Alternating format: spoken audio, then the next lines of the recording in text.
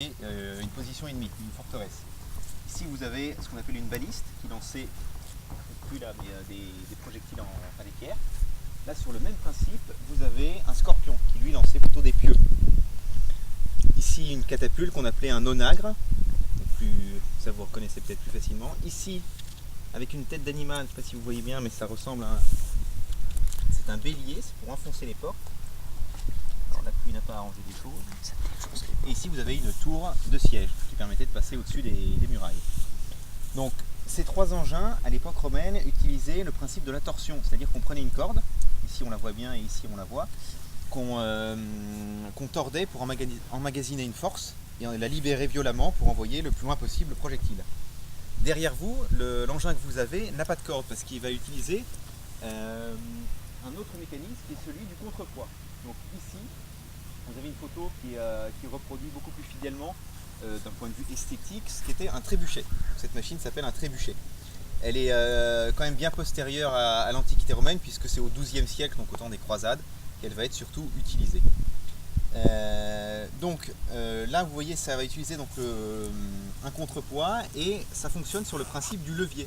C'est-à-dire que pour soulever une grosse pierre, un enfant peut le faire si le point d'appui qui est là est placé près de la grosse pierre à soulever. Si on met le point d'appui au milieu, c'est une balance, c'est-à-dire qu'il faut le même poids de chaque côté. Mais si on met le point d'appui du côté du poids très lourd, eh bien il ne suffit plus que d'une petite force pour le soulever. C'est le principe du levier qui amplifie la force. Mais dans le cas du trébuchet, ce n'est pas la force qu'on va amplifier, mais la vitesse. C'est-à-dire que pour parcourir une petite distance, quand le contrepoids va tomber, il va parcourir une petite distance, tandis que l'extrémité du bras va parcourir une grande distance. Donc, je vais vous le montrer grandeur nature, si je puis dire. Vous allez mieux comprendre le principe.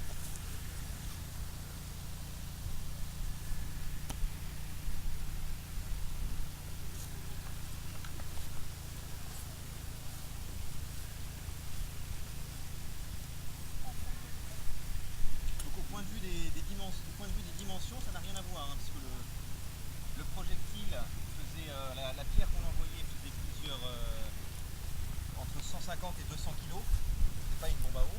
Le contrepoids là, qui est un parpaing faisait quant à lui plusieurs tonnes, et là le bras faisait 8 à 12 mètres. C'était une machine beaucoup plus impressionnante. Mais sur le principe, vous allez voir, on va le mettre. Au bout, il y a une fronde. Donc une fronde, c'est une arme très simple, c'est un morceau d'étoffe de tissu avec deux brins, deux cordes, un qui est fixe et un qui est mobile. Donc qui va partir là, qui est attaché là, et quand le bras va se relever, qui va s'échapper du clou, et qui va envoyer le projectile. Qui va amplifier la vitesse de ma pierre.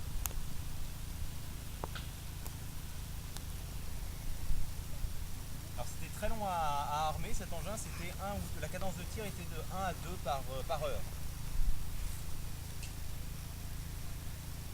Voilà. Donc c'est armé, il ne me manque plus qu'un tireur, donc il faudrait un volontaire pour pouvoir envoyer cette lourde pierre. Il faut juste tirer la corde qui est là. Pas besoin de la tirer très fort, ça va partir tout seul. Non, est-ce qu'il y a un autre volontaire là pour tirer? Sinon il va pas partir. Hein. Allez-y parce que ensuite vous allez tous me demander de le faire. Mais... T'as juste à tirer. Et regardez bien la pierre. Sorcier. Voilà.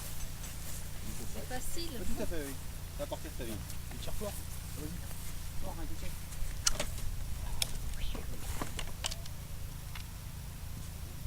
Voilà. Moi j'ai personnellement.